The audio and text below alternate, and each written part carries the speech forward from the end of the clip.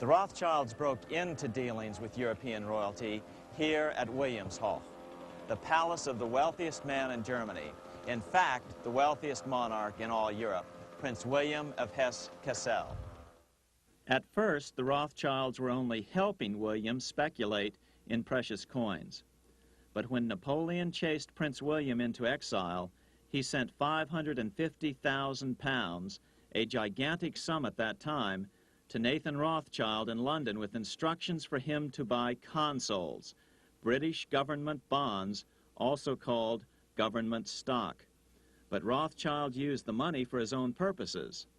With Napoleon on the loose, the opportunities of wartime investments were nearly limitless.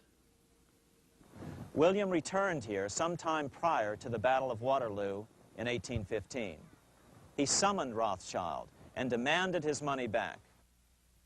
The Rothschilds returned William's money with the interest the British consuls would have paid him had the investment actually been made. But the Rothschilds kept all the past profits they had made using William's money. Nathan Rothschild later bragged that in the 17 years he'd been in England, he'd increased his original 20,000 pound stake given to him by his father by 2,500 times. By cooperating within the family, the Rothschilds soon grew unbelievably wealthy. By the mid-1800s, they dominated all European banking and were certainly the wealthiest family in the world. They financed Cecil Rhodes, making it possible for him to establish a monopoly over the diamond and gold fields of South Africa. In America, they financed the Harrimans and railroads, the Vanderbilts in railroads and the press, and Carnegie in the steel industry, among many others. In fact, during World War I, J.P. Morgan was thought to be the richest man in America. But after his death, it was discovered that he was actually only a lieutenant of the Rothschilds. Once Morgan's will was made public, it was discovered that he owned only 19% of J.P. Morgan companies. By 1850, James Rothschild, the heir of the French branch of the family, was said to be worth 600 million French francs, 150 million more than all the other bankers in France put together. He built this mansion called Ferrier, just east of Paris. Wilhelm I, on seeing it, exclaimed, "Kings couldn't afford this. It could only belong to a Rothschild." Another 19th century French commentator put it this way: "There is but one power in Europe, and that is Rothschild." There is no evidence that their predominant standing in European or world finance has changed. Now let's take a look at the results the Bank of England had produced on the British economy and how that later was the root cause of the American Revolution.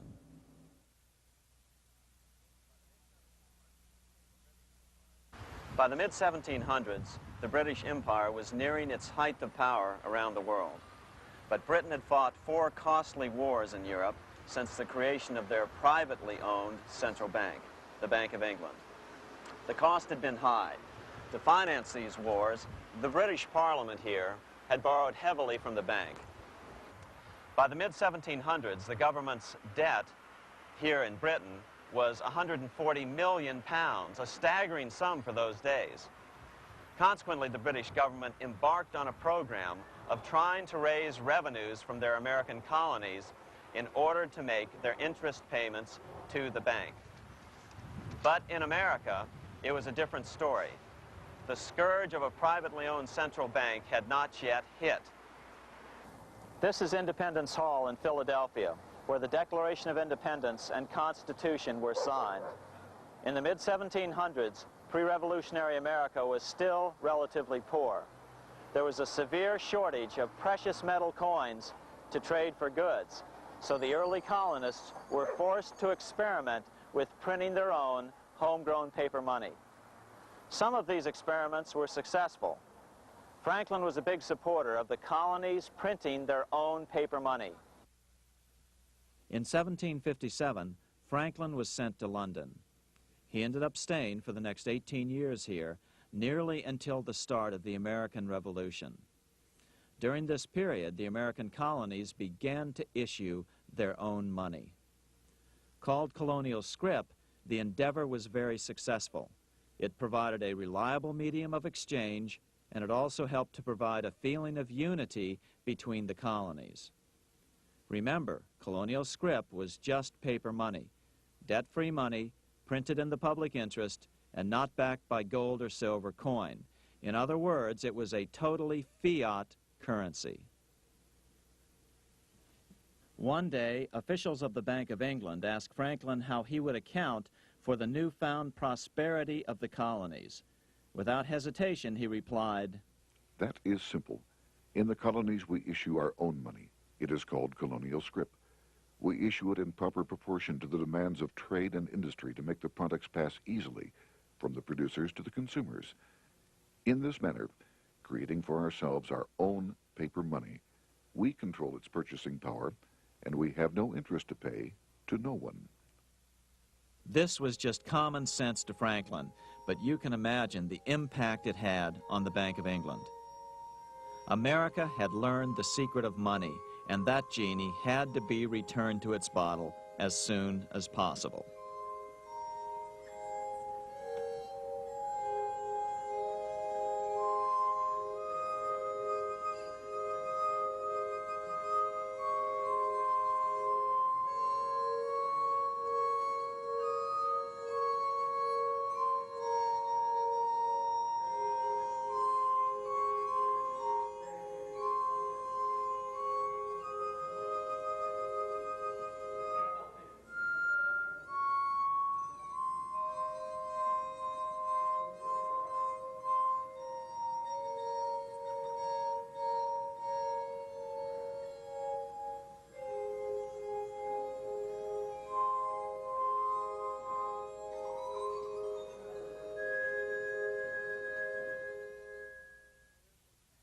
As a result, Parliament hurriedly passed the Currency Act of 1764. This prohibited colonial officials from issuing their own money and ordered them to pay all future taxes in gold or silver coins. In other words, it forced the colonies on a gold or silver standard. For those who still believe that a gold standard is the answer for America's current monetary problems, look what happened to America after that.